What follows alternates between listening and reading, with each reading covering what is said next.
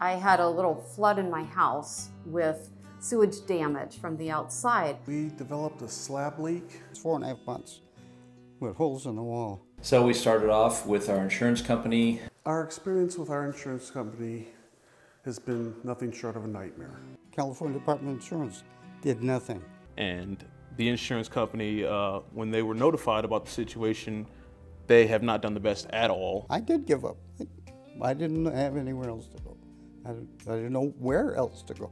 My opinion of home restoration companies was completely inaccurate based on what we have personally experienced here with Home Perfect.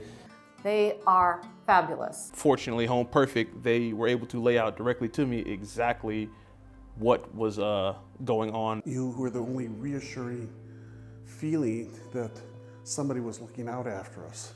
They took the time and they were very patient with me. They explained why they were doing something, why it looked that way at that point. They fight for me, for the client. I don't think you're going to get the quality of workmanship and care that you would with Home Perfect. And every step of the way, I felt like you all have had me in mind and y'all have been in my corner.